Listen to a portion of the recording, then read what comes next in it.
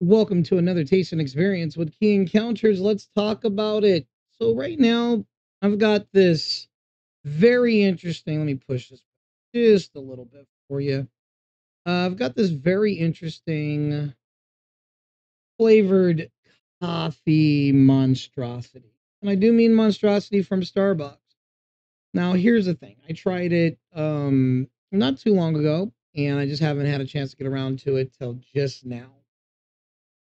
Um, Look, let's call it for what it is. Starbucks is a monster upon itself. You know, Starbucks has a lot of bad press, whether it's world related issues to company related issues. However you feel about it, everybody still buys it. People still go there no matter what. People are full of shit by the shit they stand by. And why not give the shitty people shitty coffee? And I mean that with all due respect. Look, everybody, including their mother, has tried Starbucks, and some of us usually remember some things that we would, without thinking, still get. Mine would be a caramel macchiato. If I'm ever around the Starbucks, if I'm ever around the Starbucks, and I have to have something, and there's no other place for me to get coffee, I'm not gonna just not have it. I'll just get it from Starbucks if I'm near it. Only if I'm on road trips. Like I don't. There are certain things I just don't do unless I'm on a road trip because it's there, and I'm not gonna just shortchange myself about having something.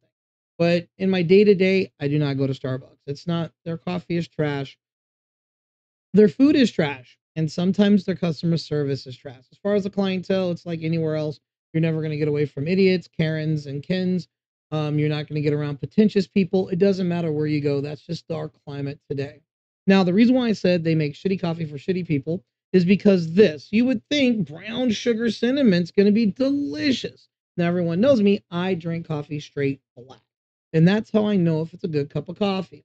And I'm telling you now, hands down, I made a very clean cup of black coffee. The problem with this is it tastes scorched. It was over cinnamon, so it really felt gritty and earthy. Brown sugar was blasé, and it honestly tasted spoiled. It left a bad chalky aftertaste. Um, it seemed now, mind you, I make coffee all the time. My equipment on my property is of the highest standard of coffee machines because we have people that come over here all the time, and I'm not going to have a trash machine make trash coffee. So I can honestly tell you, I drink coffee black in a well kept maintenance machine. Not before anyone jumps down my throat going, well, did you make it right? Yeah, you can't fuck up coffee if you make it the same way all the time. Quality is what fucks it up. And this isn't I got you. I got your money. I got you, you loyal fucks, you sheep. This is ass. This flavor is ass. Does it smell great? Absolutely. But how does it taste straight black? That's how you know you got yourself a good cup of coffee if it's not acidic, if the flavor isn't blasé, if it isn't overwhelming, if it's just right. So when you make a nice fresh cup of a 1 cup coffee in those Keurig, Ninja machines, whatever, and you put the coffee in and you do it right every time and it tastes off, it's because the coffee is screwed. This shit is ass. I was like, what the fuck is this? I poured it out. I poured it out.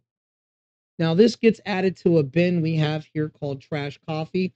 It is an actual Folgers crystal fucking big red tin, not tin, but the plastic bin that you would find at your normal work. I take all bad coffee, pour it in there. And if anybody needs some coffee and they're just like, I don't give a shit, then we give them, you just go ahead and make yourself a single serving on the Keurig on the other side of this room. And you just do your scoop out of the trash coffee. And it's just a mixture of everything. It's usually not bad. It's just coffee that you don't got to think about. It's just, I need a coffee, I need my caffeine, and we need to go. But if you're looking for really, really, really good coffee, stay clear of this. Stay clear of this company. They're too big for their own britches, and they forgot what it was like to really make good coffee. At one point or another in time, these guys were the echelon of coffee. Everybody was like, nah, Starbucks is the business. Starbucks is this. Every one of us has went there and every one of us has spent money there. But times have changed. There's plenty of other micro coffee shops, mom and pop shops. You can learn how to do your own coffee thanks to YouTube and TikTok and other places to really make yourself a really good cup of coffee. But buying shit like this and it tastes like shit, you should be ashamed of yourself. This stuff isn't cheap. This was like, for this size, it was like $8, $9 for this bag. And everybody that has had it in this home has been utterly disappointed. And with that said, I appreciate you hanging out with me for this experience. And until next time, ladies and gentlemen, cheers.